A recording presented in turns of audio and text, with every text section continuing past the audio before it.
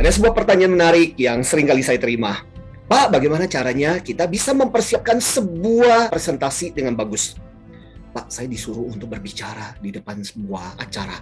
Dan saya bingung, Pak. Apa yang harus saya lakukan untuk mempersiapkan omongan itu? Apa yang saya harus lakukan ketika saya melakukan sebuah pidato?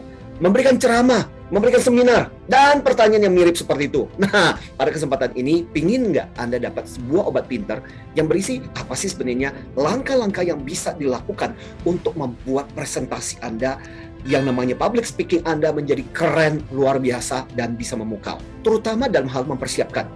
Ingat loh ya, tidak ada seorang pun yang dilahirkan begitu saja dan mampu berbicara. Bahkan ada pepatah yang mengatakan, tidak ada seorang yang dilahirkan sebagai seorang pembicara. So, pada kesempatan ini, mari kita belajar sebuah teknik yang sangat bagus untuk bikin kemampuan public speaking Anda menjadi semakin bagus. Teknik ini disebut dengan teknik ADIE. Ada yang menyebutnya sebagai teknik ADI. Tapi kalau teknik ini diurai, terdiri dari huruf A, D, D, I, dan E. Nah, apakah ADIE ini? Oke, dimulai dengan huruf A, analyze. Yaitu menganalisa siapa audiens Anda. Apa sih tema utama mereka? Apa sih yang jadi concern utama mereka? Sehingga apa yang Anda delivery buat mereka itu pas dan sesuai. Bahkan di dalam dunia training ada yang namanya training need analysis, untuk menggali, untuk bicara, untuk tahu apa sih sebenarnya kebutuhannya. Jadi lakukan analisa. Yang kedua, D. D itu bicara mengenai desain. Desain itu adalah sebuah gambaran awal. Bisa dalam bentuk draft, Anda bisa membuat sketch, Anda bisa membuat mind mapping, Anda bisa bikin perencanaan. Kalau di dalam teknik presentasi yang sering kali saya ajarkan di kelas-kelas, biasanya saya mengajarkan teknik storyboard. Itu adalah teknik yang dipakai oleh Walt Disney dengan membuat perencanaan, sama seperti kayak bikin kartun. Apa sih yang harus dilakukan? Intinya, membuat desain dulu. Itu adalah gambaran kasar apa yang Anda mau sampaikan. Belum detail, tapi Anda sudah punya gambaran. Pembukaannya mau seperti apa, kurang lebih isi utamanya apa, dan bagaimana Anda akan mengakhirinya. Setelah desain, berikutnya adalah develop.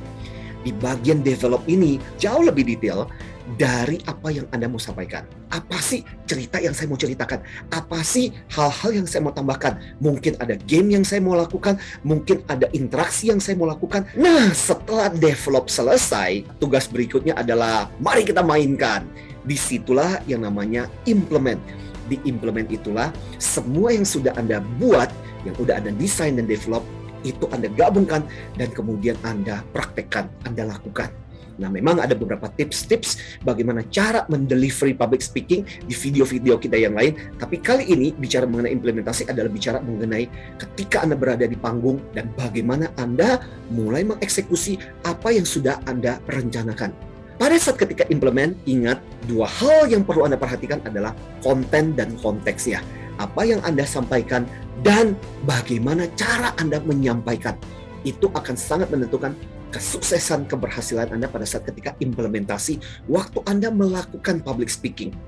Jadi bukan cuma isinya doang, tapi cara metode Anda membawakan pun akan menentukan apakah audiens Anda ketiduran ataukah mereka akan menikmati apa yang Anda sampaikan. Dan berikutnya, yang terakhir adalah bicara mengenai E, singkatan dari evaluate, mengevaluasi. Setelah Anda perform, setelah Anda tampil, Anda harus dapat feedback. Ingat, feedback is the breakfast of the champion. Umpan balik adalah sarapannya para juara. Jadi dari situ Anda bisa tahu, kalau Anda mau meningkat kemampuan public speaking Anda, apa sih hal yang sudah Anda lakukan dengan baik, apa sih yang masih perlu Anda improve. Kalau perlu, minta masukan dari orang-orang audiens Anda. Atau misalnya sebelumnya sejak awal Anda sudah minta tim Anda atau orang yang Anda kenal, nanti saya akan membawakan materi, kasih masukan buat saya ya, apa yang sudah bagus, apa yang saya perlu improve. Dan di bagian evaluasi ini Anda minta masukan mereka. Dan saya seringkali menyebut namanya brutal feedback. Brutal feedback itu adalah ngomong apa adanya. Dan saya merasa kadang-kadang kita butuh feedback yang objektif, bukan cuma untuk menyenangkan kita, tapi kadang-kadang masukan seperti ini betul-betul kita butuhkan supaya kita bisa improve kemampuan kita. So, itulah yang disebut dengan teknik EDI ini.